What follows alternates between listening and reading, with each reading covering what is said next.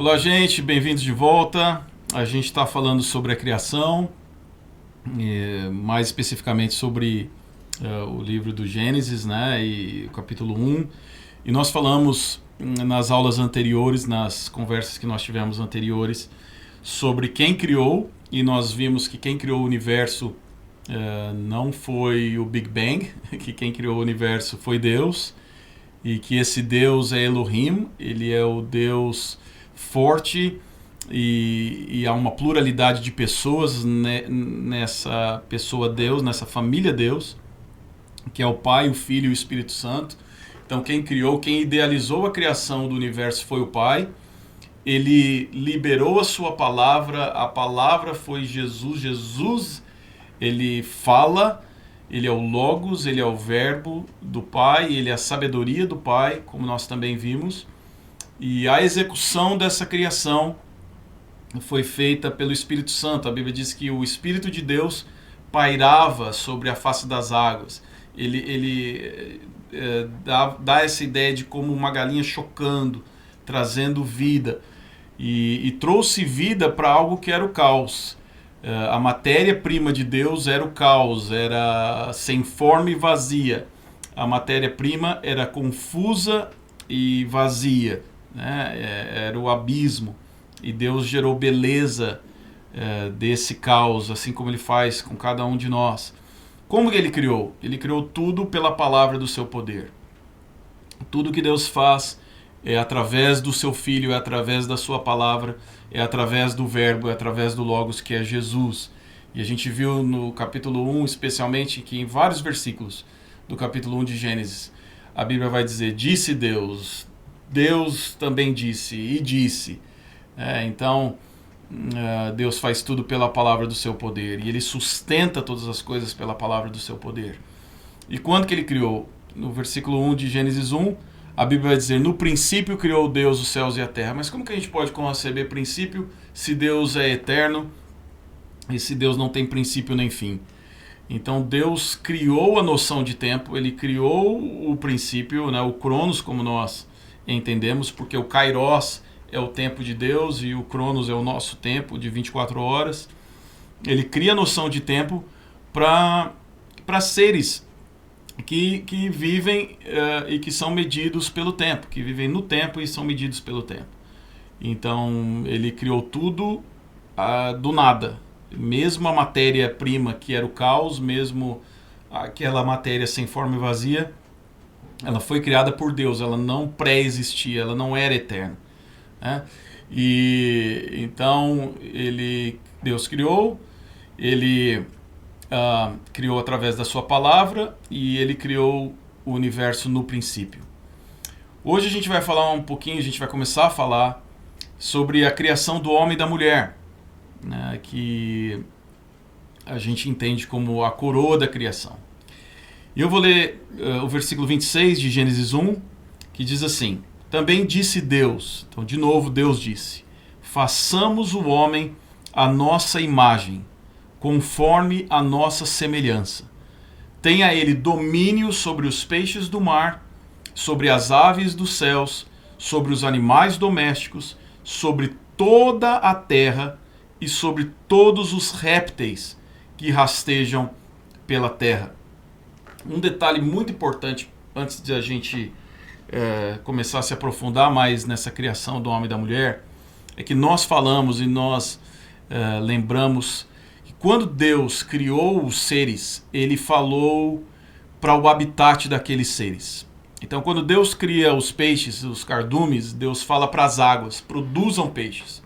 Quando Deus fala intenta criar os animais, Ele fala com a terra, para a terra gerar, né, para através da terra surgirem esses animais, os animais domésticos, os animais selváticos, os répteis que rastejam pela terra. Então era onde esses animais, onde esses seres viveriam. Ele fala com o habitat. E é muito interessante porque quando Deus vai criar o homem e a mulher, né, e no começo o homem do sexo masculino, ele fala com ele mesmo, ele fala com a Trindade. Isso para nos lembrar que nós vivemos, nos movemos e existimos em Deus. Deus é o nosso habitat. E o vazio que existe no coração do homem é justamente quando ele está sem Deus. Justamente quando ele está fora do seu habitat natural. O nosso habitat natural é a pessoa de Deus. É nele que nós vivemos. Jesus diz claro em João capítulo 15 que ele é a videira verdadeira e que nós estamos nele. Nós somos os ramos. Nós estamos enxertados nele. É nele, é dele que vem a nossa seiva, dele vem o nosso alimento, dele vem a nossa vida.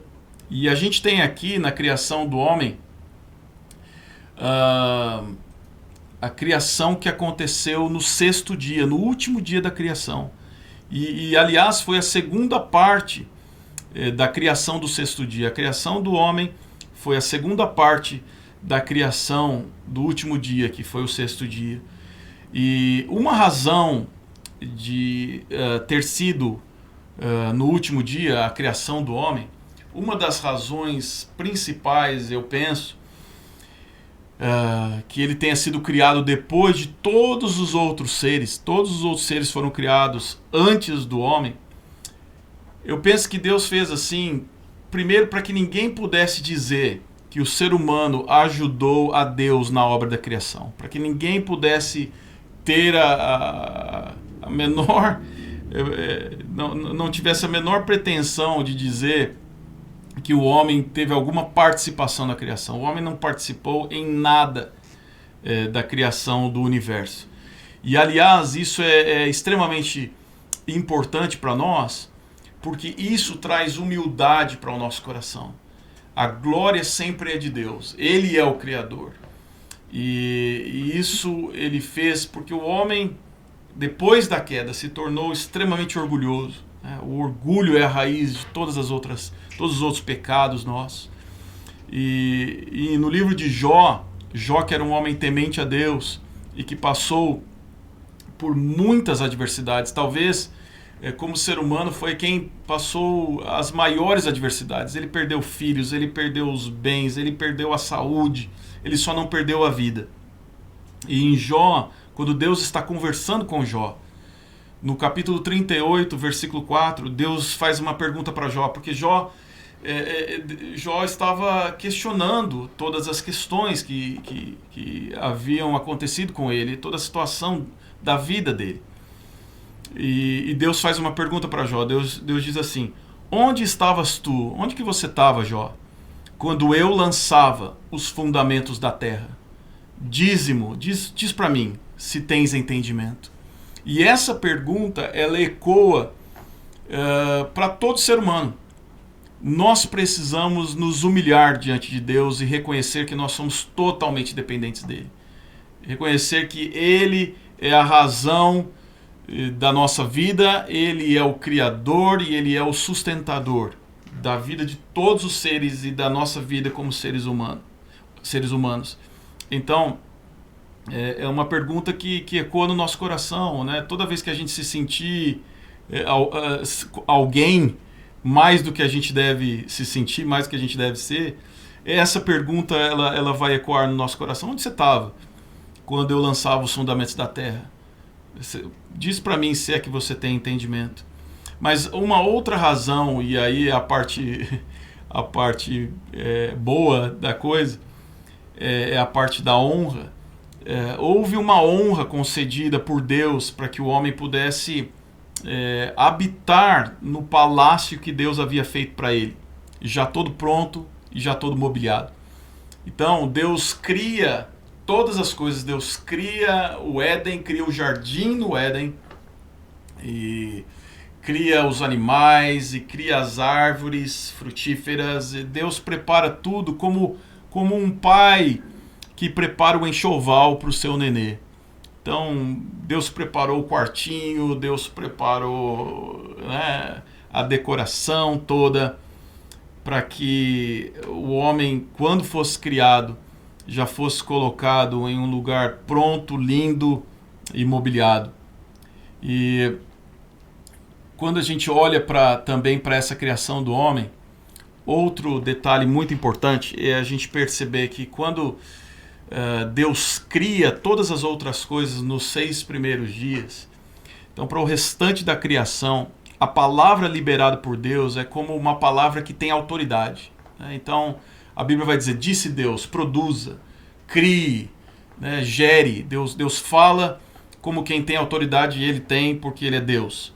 Mas algo muito especial na criação do homem é perceber que quando Deus vai criar o homem, quando Deus cria Adão, a palavra não é uma palavra de ordem, não é uma palavra liberada como autoridade, embora toda a palavra de Deus seja carregada de autoridade. Mas é uma palavra mais num sentido não imperativo, mas de afeição. Deus chama o conselho da Trindade para realizar essa obra. Deus fala com carinho, com afeição. Ele fala, vamos fazer, que tal a gente fazer o homem a nossa imagem e conforme a nossa semelhança? Sabe por quê? Porque no homem, que é a coroa da criação, homem e mulher, né? Homem no sentido genérico, no homem está a carne e o espírito. No homem está essa convergência do céu, que é o espírito dado por Deus para habitar dentro de nós, e a terra, porque nós viemos do pó. Então, no homem há essa convergência, coisa que não há em nenhum outro ser da criação. No homem existe essa coisa do espírito e da carne num lugar só. Do céu, que é a parte do Espírito de Deus que ele colocou em nós, quando ele soprou nas narinas do homem o fôlego de vida, e essa parte da terra, porque nós viemos do pó e a Bíblia diz que ao pó nós tornaremos. Tudo isso estava junto, estava em convergência e ainda está no ser humano. Então o homem foi criado à imagem e semelhança de Deus. E quando a gente pensa nessas duas palavras, essas duas palavras na verdade expressam a mesma coisa. O homem era e é para ser, foi assim que ele foi desenhado, para ser a imagem e semelhança de Deus. O homem não foi feito à imagem de nenhum outro ser que veio antes dele. Então o homem não é a imagem e semelhança do leão, o homem não é a imagem e semelhança do macaco, mais uma razão do porquê nós devemos combater a ideia de evolução. O homem foi feito diferentemente de todos os outros seres, de todos os outros animais, de todos os peixes, né? Diferente de tudo que existe. Deus foi feito à imagem e semelhança de Deus. Nem os anjos são a imagem e semelhança de Deus. E Deus fez o homem à imagem e semelhança de Deus. E quando a gente pensa nessa palavra, a imagem de Deus no homem, essa imagem de Deus no homem, ela consiste em 3 coisas, basicamente. Em primeiro lugar, o espírito que Deus colocou no homem. Deus colocou o espírito, parte dele, né? O espírito dele dentro do homem. E o espírito do homem é a parte que se conecta com Deus. É a parte que tem comunhão com Deus. Deus criou o homem e a mulher para terem comunhão com Ele, para andarem com Ele. A Bíblia diz que Deus vinha na viração do dia à tardinha, lá pelas 6 horas da tarde. E Deus descia no jardim para conversar com o homem, para caminhar com o homem, para ter diálogo com o homem. E é isso que é a oração. A oração, é por isso que a oração é fundamental e essencial para todos nós, porque é a comunhão, é a conversa com o nosso papai, com o nosso Deus. Deus criou o homem para ter comunhão com ele. Então a primeira coisa que a gente precisa lembrar e saber é que a imagem de Deus no homem consiste primeiro em que o homem tem uma partezinha que Deus colocou dentro de nós, que é do seu espírito, o espírito que Deus colocou no homem. A segunda coisa que faz o ser humano ser a imagem e semelhança de Deus, que faz o homem ser a imagem e semelhança de Deus, é a autoridade que Deus delegou ao homem sobre toda a criação terrena. O homem foi colocado na terra para ser representante e embaixador do reino de Deus na terra. Assim como a gente olha para Brasília, e em Brasília, por exemplo, há a parte das embaixadas, né? Onde todas as embaixadas dos países estão lá. Então tem a embaixada do Japão, tem a embaixada dos Estados Unidos, tem a embaixada da Rússia. Todos esses países estão ali com as suas embaixadas. E aquelas embaixadas e aqueles embaixadores, eles não estão representando o Brasil. Eles podem estar no Brasil, eles podem estar em Brasília, mas eles estão ali representando os interesses de seus países, dos países que os enviaram para lá. Eles não podem representar os interesses do Brasil.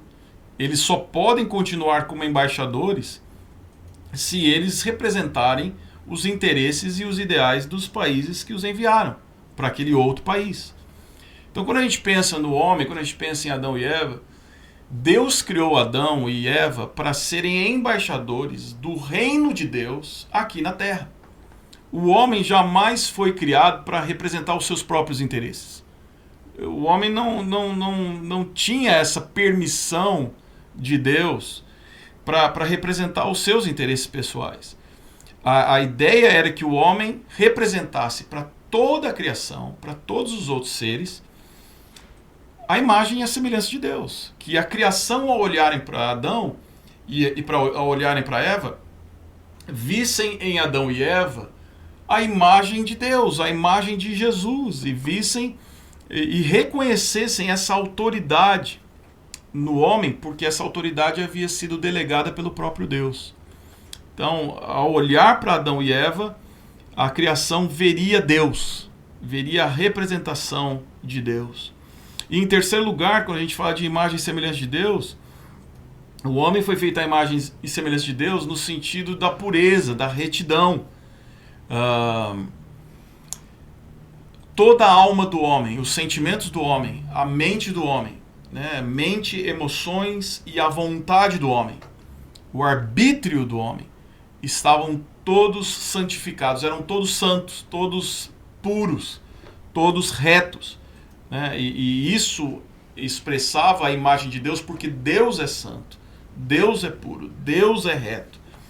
O apóstolo Paulo diz em Efésios 4:24, nessa nova criação que Jesus veio trazer para nós através da obra da cruz, nessa redenção, nessa regeneração, gerar de novo, criar de novo, o apóstolo Paulo fala para nós que já estamos em Jesus, que vocês se revistam do novo homem. Vocês já são um novo homem? Sim. Vocês já foram regenerados? Sim. Então que vocês se revistam desse novo homem que foi criado segundo Deus. E como que ele foi criado segundo Deus? Diz Efésios 4:24. Em justiça e retidão procedentes da verdade. Em justiça e retidão. Colossenses 3:10 diz, e vos revestistes, vocês se revestiram do novo homem, não é do velho homem, que caiu, que se corrompeu, que se rebelou, mas é do novo homem que se refaz para o pleno conhecimento, segundo a imagem daquele que o criou. Nós, através da redenção de Jesus, mas isso a gente vai falar mais para frente, a gente deve voltar de alguma maneira a novamente representar e ser a imagem e semelhança de Deus. É isso que o Senhor nos criou para ser. É isso que Jesus veio fazer. Nos trazer de volta para o plano original. Para que nossa mente, nossa vontade e os nossos sentimentos sejam de fato santificados, puros, separados e retos. Para que a gente possa expressar mais Jesus e menos nós mesmos. Que Deus abençoe vocês. Foi um prazer estar com vocês até aqui. E que a gente possa mesmo voltar, através de Jesus, a sermos mais parecidos com o plano A de Deus, que é sermos a imagem e semelhança do Senhor. Deus os abençoe.